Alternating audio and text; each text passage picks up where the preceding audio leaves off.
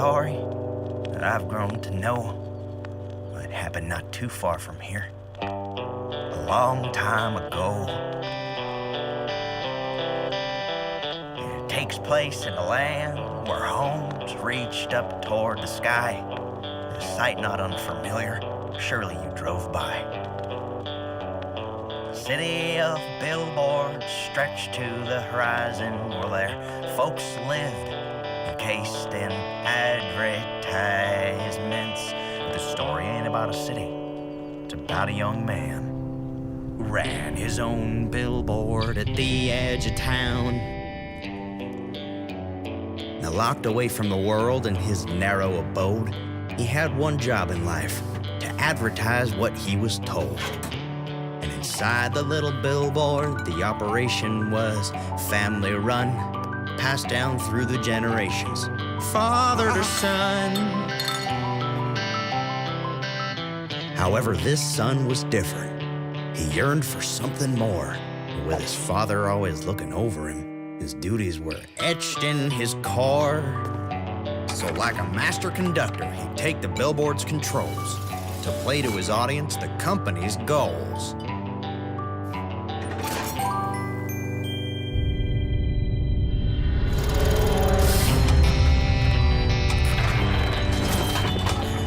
Sweet slogan of Hogan. With surprise, he declared, I'd better find out what's broke before I choke on this smoke. But the tear in the sign brought a shimmering light. What a beautiful girl. He'd never seen such a sight. In the garden below, a flower she groomed. With her delicate care, his thoughts were consumed. He found in her an immediate love.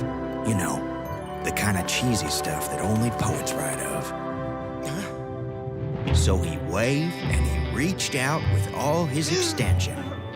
But high on the billboard, he could not get her attention. And as he lay sprawled on the floor, his attempt at a bust, his father looked down at him in scowling disgust. I got it. How could I have missed it before? Well, I'll find the right ad that will show my love more. So we searched through the archive from below to above.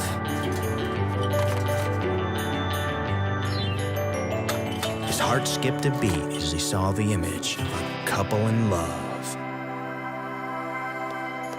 He jumped to the controls and undertaken great care, with only the hope in his heart of how his plan would soon fare.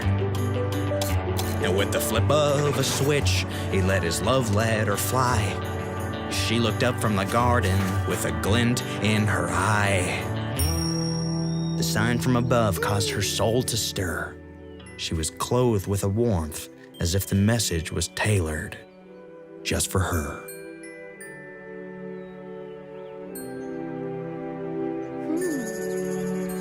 And in a flash, she was off and filled with a fresh purpose. But soon she returned with a brand new purchase. Now our hero dejected, well, he didn't have it in him to quit. He'd make his love requited through cunning and wit. He spent the next 24 years and kept changing that sign in order to find the one message that would make her mine. I mean his.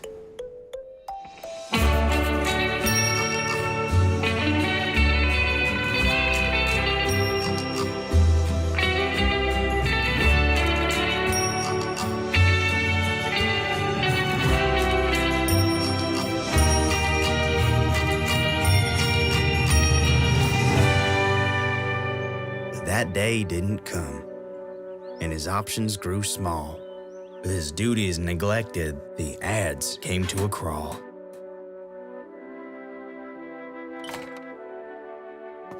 But he still kept on trying to get his love letter told, as the sign withered with him now, dusty and old.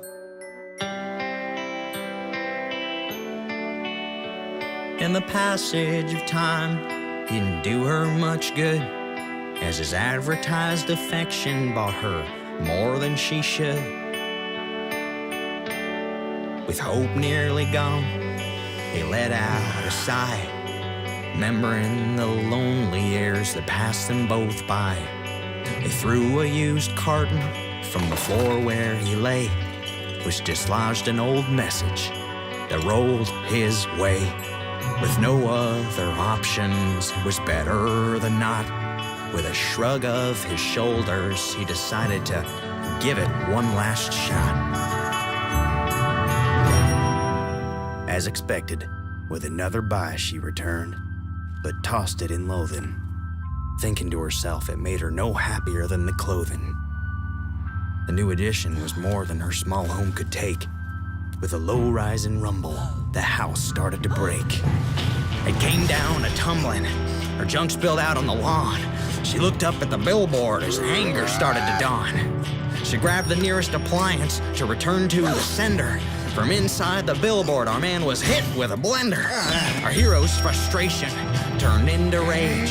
He ripped through the billboard in destructive rampage. He smashed the computer and kicked down the archive. He stared down the mailbox and at it he died. In one final act of rebellion, he tore his father's picture from the wall and tried to place it back gently as the sign started to fall.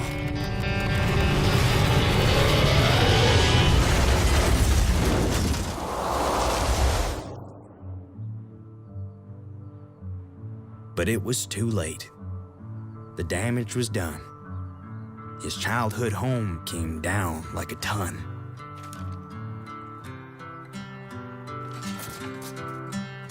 With the billboard in rubble and his house all destroyed, our poor man stood standing. He was now unemployed.